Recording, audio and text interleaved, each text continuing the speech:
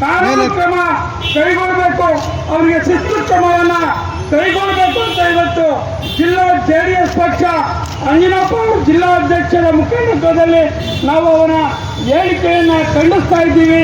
ಸರ್ಕಾರ ಅವನ್ನ ಶಿಸ್ತು ಕ್ರಮವನ್ನು ಕೈಗೊಂಡು ಸೇವಾ ನಿಯಮಗಳ ರೀತಿಯವನ್ನ ಅಮಾನತುಪಡಿಸಬೇಕು ಅಂತ ಈ ಸಂದರ್ಭದಲ್ಲಿ ನಾವು JDS ಚಂದ್ರಶೇಖರ್ಗೆ ADGP ಚಂದ್ರಶೇಖರ್ಗೆ ADGP ಚಂದ್ರಶೇಖರ್ ಅವರು ಒಬ್ಬ ಸರ್ಕಾರಿ ನೌಕರರಾಗಿದ್ದು ನಿರ್ವಹಿಸ್ತಾ ಇದ್ರು ಸಹ ಒಬ್ಬ ದುರಹಂಕಾರಿ ಸರ್ಕಾರಿ ನೌಕರನೆಂಬುದನ್ನು ಮರೆತು ಇವತ್ತು ಈ ರಾಜ್ಯದ ಮಾಜಿ ಮುಖ್ಯಮಂತ್ರಿಗಳು ಮಾನವನ ಹಿಮಾಚಲ ಪ್ರದೇಶದ ಅಧಿಕಾರಿ ಒಬ್ಬ ಕರ್ನಾಟಕ ಪೊಲೀಸರವರ ಮಾನವನ್ನ ಬೀದಿಯಲ್ಲಿ ಹರಾಜಾಗ್ತಕ್ಕಂಥ ಒಬ್ಬ ಮುಟ್ಟಾಳರ ಅಧಿಕಾರಿ ಇರ್ತಕ್ಕಂಥ ಮಾತನ್ನ ಸಂದರ್ಭದಲ್ಲಿ ಹೇಳಿಕೆ ಬಯಸಿದೆ. ಈ ನಾಡಿನ ಜನದ ಬಗ್ಗೆ, ಈ ನಾಡಿನ ಜೋಳದ ಬಗ್ಗೆ, ಈ ನಾಡಿನ ರೈತಾಪಿ ವರ್ಗಗಳ ಕಳಕಳಿಯನ್ನು ಸಹ ಹೊಂದಿರತಕ್ಕಂಥ ಒಬ್ಬ ವ್ಯಕ್ತಿ ಇವತ್ತು ಅದರ ನಾಲಿಗೆ ನಿನ್ನ ನೀಚ ಬುದ್ಧಿಗೆ ಬಿಡು ನಿನ್ನ ನಾಲಿಗೆ ಎನ್ನುವಂತೆ ತನ್ನ ನೀಚ ಬುದ್ಧಿಯನ್ನು ತನ್ನ ನಾಲಿಗೆ ಮುಖೇನ ತೋರಿಸಿದ್ದಾನೆ. ಆದ್ರೆ ಏನಾದ್ರೂ ಮಾನ ಮರ್ಯಾದೆಯನ್ನು ಇದ್ರೆ ಈ ಕೂಡಲೇ ಆತ ಹಿಮಾಚಲ ಪ್ರದೇಶದ ಕೇಂದ್ರಕ್ಕೆ ವಾಪಸ್ ಹೋಗ್ಬೇಕು, ಇಲ್ಲಂದ್ರೆ ರಾಜ್ಯಾದ್ಯಂತ ಆ ಅಧಿಕಾರಿಯ ವಿರುದ್ಧ ಕರ್ನಾಟಕ ಬಿಟ್ಟು ತೊಲಗಿ ಅಂತಕ್ಕಂಥ ಉಗ್ರ ಪ್ರತಿಭಟನೆಯನ್ನ ಮಾಡಲಿಕ್ಕೆ ಸಮಸ್ತ ಕರ್ನಾಟಕದ 6.5 ಕೋಟಿ ಕನ್ನಡಿಗರು ಸಹ ಸಿದ್ಧರಿದ್ದೇವೆ ಅಂತಕ್ಕಂಥ ಮಾತನ್ನ ಹೇಳಿ ಪರಸ್ಪರ ಪ್ರೀತಿಯ ಸಹಬಾಳ್ವೆಯನ್ನು ಧಿಕ್ಕರಿಸಿ ಹೋಗ್ತಕ್ಕಂಥ ಅಧಿಕಾರಿ ಯಾವುದೇ ಕಾರಣಕ್ಕೂ ಈ ರಾಜ್ಯದಲ್ಲಿ ಇರ್ಕೂಡುದು ಅಂತಕ್ಕಂಥ ನಿಲುವಿನೊಂದಿಗೆ ನಮ್ಮ ಹೋರಾಟವನ್ನ ನಿತ್ಯ ನಿರಂತರವಾಗಿ ಮುಂದುವರಿಸುತ್ತೇವೆ ಅಂತಕ್ಕಂಥ ಮಾತನ್ನ ಹೇಳಿಕೆ ಬಯಸ್ತೇನೆ. ಈ ನಾಡಿನ ನೀರು ಜಲದ ಬಗ್ಗೆ ಕನಿಷ್ಠ ಕಾಳಜಿ ಇಲ್ಲದೆ ಇರತಕ್ಕಂಥ ಒಬ್ಬ ವ್ಯಕ್ತಿ. ಕರ್ನಾಟಕ ಪೊಲೀಸ್ ಅಂದ್ರೆ ಇಡೀ ದೇಶಕ್ಕೆ ಮಾದರಿಯಾದಂತ ಪೊಲೀಸ್. ಮುಖ್ಯಮಂತ್ರಿಗಳು ಹಾಗೂ ಕೇಂದ್ರದ ಮಂತ್ರಿಗಳಾದಂಥ ಕುಮಾರಸ್ವಾಮಿ ಅವರ ಬಗ್ಗೆ ಅತ್ಯಂತ ತುಚ್ಛವಾಗಿ ಅವರು ಅವರ ಸಿಬ್ಬಂದಿ ವರ್ಗದವರಿಗೆ ಆದೇಶವನ್ನ ಕೊಟ್ಟಿದ್ದಾರೆ. ಅದು ಎಷ್ಟು ಕಾನೂನಿನಲ್ಲಿ ಅದು ತಪ್ಪು ಅನ್ನೋದನ್ನ ಅವ್ರಿಗೆ ಅರಿವಿದೆಯೋ ಇಲ್ಲವೋ ಗೊತ್ತಿಲ್ಲ. ಆದ್ರೂ ಸಹ ಒಬ್ಬ ಪ್ರಜಾಪ್ರತಿನಿಧಿಗಳನ್ನ ಇಷ್ಟರ ಮಟ್ಟಿಗೆ ಅಧಿಕಾರಿಗಳು ಮತ್ತು ಪ್ರಜಾಪ್ರತಿನಿಧಿಗಳಿಗೆ ಇಷ್ಟೊಂದು ತಿಕ್ಕಾಟ ಆದ್ರೆ ಪ್ರಜಾಪ್ರಭುತ್ವದಲ್ಲಿ ಜನರಿಗೆ ಎಲ್ಲಿ ನ್ಯಾಯ ಸಿಗುತ್ತೆ?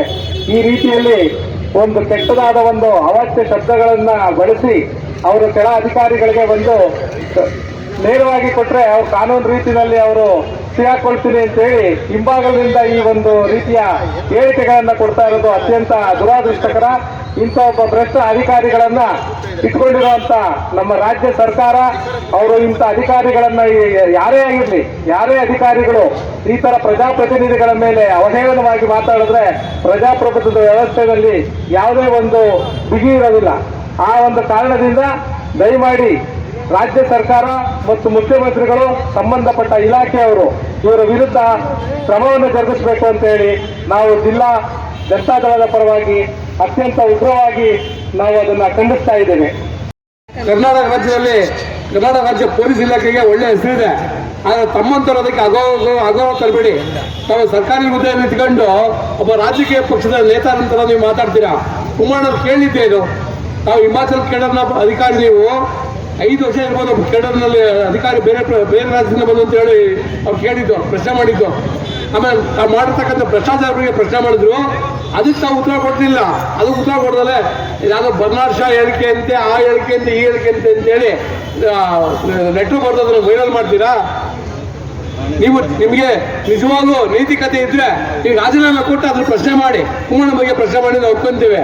ಅದು ಬಿಟ್ಟು ನೀವು ಸರ್ಕಾರಿ ಹುದ್ದೆ ಇಟ್ಕೊಂಡು ಕರ್ನಾಟಕ ಸರ್ಕಾರದ ಎಲ್ಲ ಸೌಲಭ್ಯಗಳನ್ನು ತೆಗೆದುಕೊಂಡು ಈ ಭ್ರಷ್ಟ ಕಾಂಗ್ರೆಸ್ ಸರ್ಕಾರದ ಕುಮ್ಮಕ್ಕಿನೊಂದಿಗೆ ನೀವು ಮಾತಾಡ್ತಿರಲ್ಲ, ನಿಮಗೆ ನೈತಿಕತೆ ಇದೆಯಾ? ಕುಮಾರಣ್ಣ ಅಂತ ಒಬ್ಬ ಜನಪ್ರತಿನಿಧಿ, ಮಾಜಿ ಮುಖ್ಯಮಂತ್ರಿ, ರೈತ ನಾಯಕ, ಪ್ರಸ್ತುತ ಕೇಂದ್ರ ಸಚಿವರಾದಂಥ ಕುಮಾರಣ್ಣವ್ರ ಬಗ್ಗೆ ಮಾತಾಡೋ ನೈತಿಕತೆ ನಿಮಗೆ ಎಳ್ಳಷ್ಟಾದ ಇದ್ರೆ ಈ ಕೂಡಲೇ ನೀವು ರಾಜೀನಾಮೆ ಕೊಡಬೇಕು. ಇಲ್ಲ ಅಂತಂದ್ರೆ ಈ ಕಾಂಗ್ರೆಸ್ ಸರ್ಕಾರ ಕನ್ನಡ ರಾಜ್ಯ ಸರ್ಕಾರ ಅವ್ರು ವಜಾ ಮಾಡಬೇಕು. ಅವ್ರನ್ನೂ ವಜಾ ಮಾಡದಲ್ಲೇ ಇದ್ರೆ ಈ ರಾಷ್ಟ್ರಪತಿಗಳು ನಮ್ಮ ಗೃಹ ಸಚಿವರ ಮುಖಾಂತರ ಕೇಂದ್ರ ಗೃಹ ಸಚಿವರು ಅವ್ರನ್ನ ವಜಾ ಮಾಡಬೇಕಾದಂತ ನಾವು ಈ ಸಂದರ್ಭದಲ್ಲಿ ತುಮಕೂರು ಜಿಲ್ಲಾ ಜನತಾದಳ ಜಾತ್ಯತೀತ ಪಕ್ಷದ ಪರವಾಗಿ ಅವರಿಗೆ ಒಂದು ಮನವಿ ಮಾಡ್ಕೊಳ್ತೇವೆ. ಯಾರನ್ನು ಪ್ರಶ್ನೆ ಮಾಡೋಂಗೇ ಇಲ್ಲ. ಈ ಸರ್ಕಾರದಲ್ಲಿ ಯಾರನ್ನ ಪ್ರಶ್ನೆ ಮಾಡೋದ ಕೇಸು ಹಳೇದು 10 ವರ್ಷದ್ದು 15 ವರ್ಷದ ಇನ್ನೂ ಕೇಸ್ ತೆಗಿತೀವಿ ಅಂತ. ಯಾಕೆ ಇದ್ರೆ ಯಾರು ತೆಗಿಬೇಡಿ ಅಂತ ನಮ್ಗೆ ಯಾರು ಹೇಳಿದ್ರಾ? ಕುಮಾರಣ್ಣ ಯಾವ ಥರ ಬಂದು ನಿಮ್ಮನ್ನು ಮದುವೆ ಮಾಡ್ಕೊಂಡಿದ್ರಾ? ನಾನೇನಾದ್ರು ಅವ್ಯವಹಾರ ಮಾಡಿ ತನಿಖೆ ಮಾಡಿದ್ದು ಕುಮಾರಣ್ಣ ನೇರವಾಗಿ ಹೇಳೋದಲ್ಲ, ಮಾಡಿ ಕುಮಾರಣ್ಣ ತಪ್ಪು ಮಾಡಿದ್ರೆ ಶಿಕ್ಷೆ ಕೊಡಿ. ಅದು ಬಿಟ್ಟು ಅವ್ರನ್ನ ಹಿಂಬಾಗಿಲಿನ ಮುಖಾಂತರ ಯಾರು ಅಧಿಕಾರಿಗಳ ಮುಖಾಂತರ ಅವ್ರನ್ನ ಕೇಸ್ ಹಾಕ್ಸೋದಾಗಲಿ ಅವ್ರ ವಿರುದ್ಧ ಹೇಳಿಕೆ ಕೊಡೋದು ಮಾಡ್ತಿರಲ್ಲ.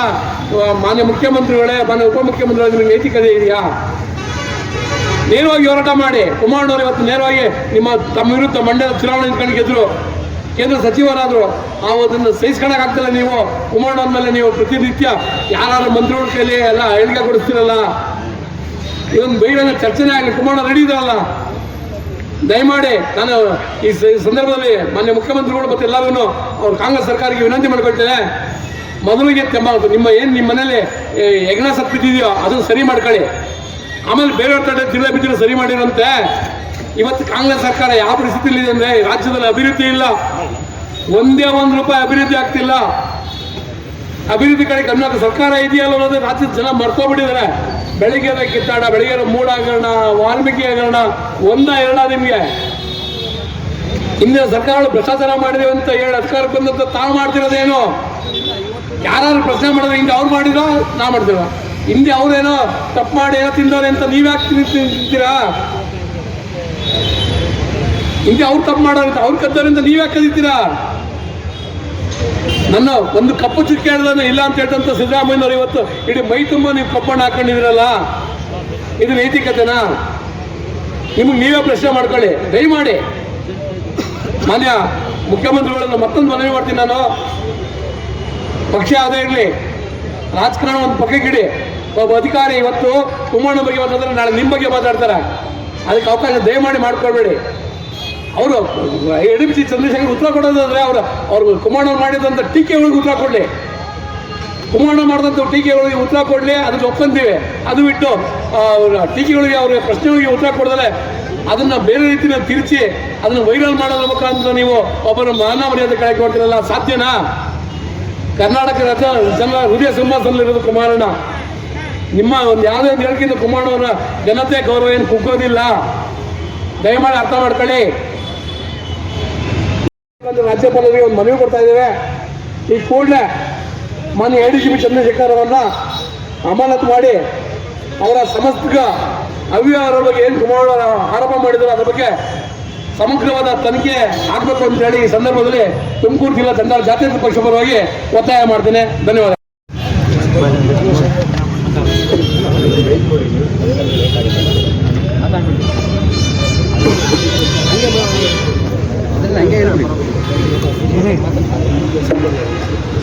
ಹಂಗೆ ಬೈಕ್ ಇಟ್ಕೊಂಡು ಹೇಳಿ ಸರ್, ಬೈಕಲ್ಲಿ ಮಾತಾಡೋಣ. ಈ ದಿನ ಜಿಲ್ಲಾ JDS ಪಕ್ಷದ ವತಿಯಿಂದ TC ಆಫೀಸರ ಮುಂಭಾಗದಲ್ಲಿ ಇವತ್ತು ADGP ಲೋಕಾಯುಕ್ತ SIT ಮುಖ್ಯಸ್ಥರು ಚಂದ್ರಶೇಖರ್ ಅವರ ವಿರುದ್ಧ ಇವತ್ತು ನಾವು ಪ್ರತಿಭಟನೆಯನ್ನು ನಾವು ಮಾಡ್ತಾ ಇದ್ದೇವೆ. ಇಡೀ ಜಿಲ್ಲೆಯಲ್ಲಿ ಇವತ್ತು ಎಲ್ಲ ತಾಲೂಕಲ್ಲಿ ಕೂಡ ತಹಸೀಲ್ದಾರ್ಗೆ ಮೆಮೊರಂಡಮ್ ಕೊಡುವ ಮುಖಾಂತರ ನಮ್ಮ ಪಕ್ಷ ಇವತ್ತು ತುಮಕೂರು ಜಿಲ್ಲೆ ಇಡೀ ಕರ್ನಾಟಕ ರಾಜ್ಯಾದ್ಯಂತ ಇವತ್ತು ತೀವ್ರವಾಗಿರ್ತಕ್ಕಂಥ ಪ್ರತಿಭಟನೆಯನ್ನ ಒಬ್ಬ ಪೊಲೀಸ್ ಅಧಿಕಾರಿಯ ವಿರುದ್ಧ ಇವತ್ತು ನಾವು ಪ್ರತಿಭಟನೆಯನ್ನು ನಾವು ಮಾಡ್ತಾ ಇದ್ದೇವೆ. ಇದ್ರ ಬಗ್ಗೆ ಈಗಾಗಲೇ ಮಾತಾಡಿರ್ತಕ್ಕಂಥ ನಮ್ಮ ನಾಯಕರೆಲ್ಲರೂ ಕೂಡ ಅವರ ಬಗ್ಗೆ ತೀವ್ರವಾಗಿರ್ತಕ್ಕಂಥ ಮಾತುಗಳನ್ನು ಮಾತಾಡಿದ್ದಾರೆ ಮತ್ತು ಅವರನ್ನ ಈ ಕೂಡಲೇ ಅಮಾನತು ಮಾಡಬೇಕು. ಅವರ ಒಂದು ಸೂಕ್ತವಾಗಿರ್ತಕ್ಕಂಥ ಒಂದು ತನಿಖೆಯನ್ನು ಕೂಡ ನಾವು ಮಾಡಿಸಬೇಕು. ಈಗ ನಾವು ಪ್ರಜಾಪ್ರಭುತ್ವದಲ್ಲಿ ಇವತ್ತು ನಾವು ಇದ್ದೇವೆ. ಒಂದು ಡೆಮಾಕ್ರಸಿ ಅಂದ್ರೆ ಇಲ್ಲಿ ಜನಪ್ರತಿನಿಧಿಗಳು, ಜನರು, ಪ್ರಭುಗಳು, ಅವರಿಂದ ಆಯ್ಕೆಯಾಗಿ ಬಂದಿರತಕ್ಕಂಥ ಅವರು ಜನಸೇವಕರು, ಅವರ ಸೇವೆ ಮತ್ತು ಭದ್ರತೆಯನ್ನು ಒದಗಿಸ್ತಕ್ಕಂಥದ್ದು ಅಧಿಕಾರಿಗಳು. ಅಧಿಕಾರಿಗಳೇ ಇವತ್ತು ಆ ಮಟ್ಟಕ್ಕೆ ಹೋಗಿ ಮಾತಾಡ್ತಾ ಇದ್ದಾರೆ ಅಂದ್ರೆ ಇವತ್ತು ಕರ್ನಾಟಕದಲ್ಲಿ ಆಡಳಿತ ನಡೆಸ್ತಕ್ಕಂಥ ಕಾಂಗ್ರೆಸ್ ಪಕ್ಷ 100ಕ್ಕೆ 100ರಷ್ಟು ಇದಕ್ಕೆ ಕುಮ್ಮಕ್ಕಿದೆ. ಮಂತ್ರಿಗಳನ್ನು ಅಥವಾ ಉಪಮುಖ್ಯಮಂತ್ರಿಗಳನ್ನು ಅಥವಾ ಒಬ್ಬ MLA ಅವ್ರನ್ನ ಮಾತಾಡಿದ್ರೆ ನೀವು ಸುಮ್ಮನೆ ಬಿಡ್ತಿದ್ರ ಇಷ್ಟೊತ್ತಿಗೆ? ಈಗಾಗಲೇ ಅಮಾನತನ್ನ ಮಾಡ್ತಾ ಇದ್ರಿ, ಈಗ ಮತ್ತೆ ಹಿಮಾಚಲ ಪ್ರದೇಶಕ್ಕೂ ಕೂಡ ನೀವು ಕಳಿಸೋದಕ್ಕೆ ಪ್ರಯತ್ನವನ್ನು ಮಾಡ್ತಿದ್ರಿ.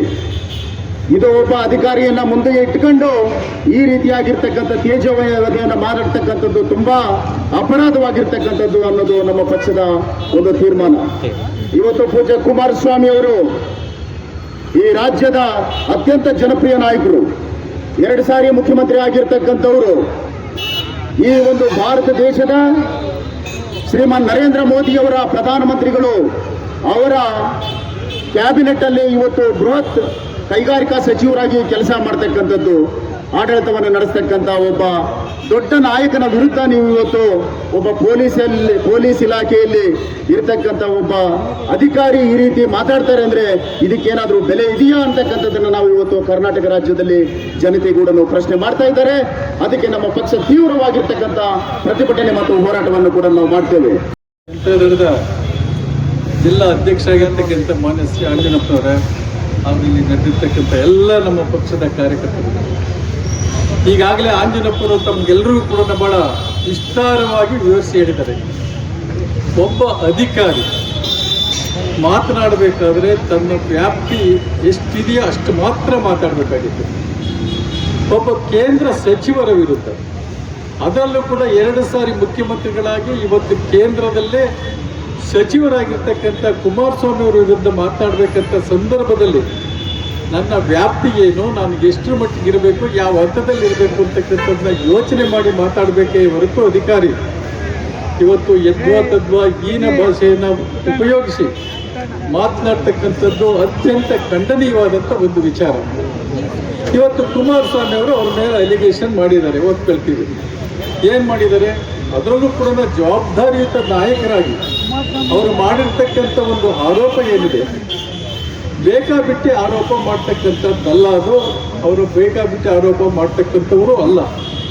ಜವಾಬ್ದಾರಿಯುತವಾಗಿ ಮಾಡಿರ್ತಕ್ಕಂಥ ಆರೋಪವನ್ನು ಅವರು ಕಾನೂನು ರೀತಿಯ ಅಥವಾ ಬೇರೆ ರೀತಿಯಲ್ಲಿ ಅದರ ಬಗ್ಗೆ ಪ್ರತಿಕ್ರಿಯಿಸಿ ಅವರು ಅದಕ್ಕೆ ಪರಿಹಾರವನ್ನು ಕಂಡುಕೊಳ್ಬೋದಾಗಿತ್ತು.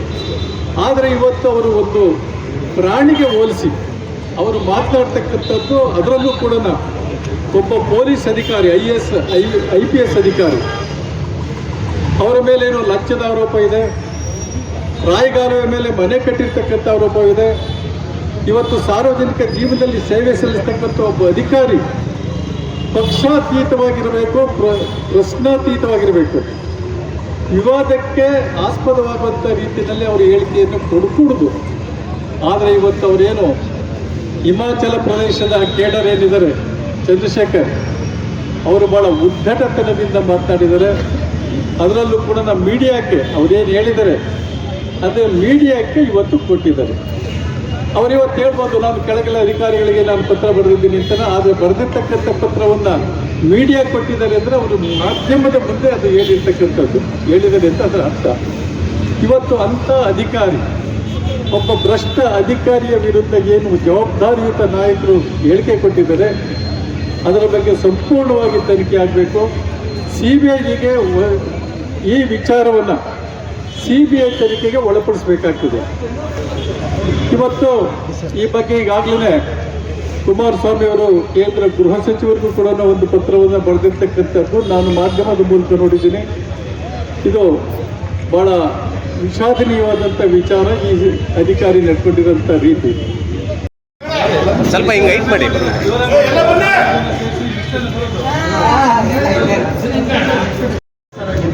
ಇವತ್ತು ಒಬ್ಬ ಕೇಂದ್ರ ಮಂತ್ರಿನ ಮಟ್ಟದ ಭಾಷೆಯನ್ನು ಮಾಡಿರ್ತಕ್ಕಂಥದ್ದು ನಮ್ಮ ಪಕ್ಷಕ್ಕೆ ಬಹಳ ಕೆರಳಿಸ್ಬಿಟ್ಟಿದೆ.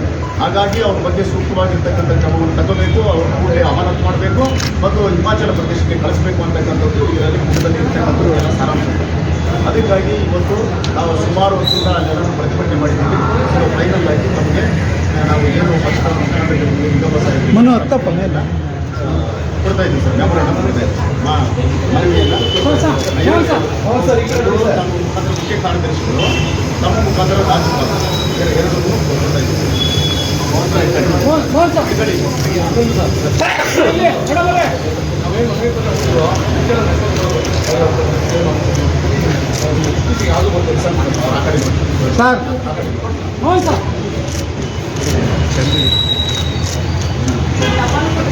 ಓಕೆ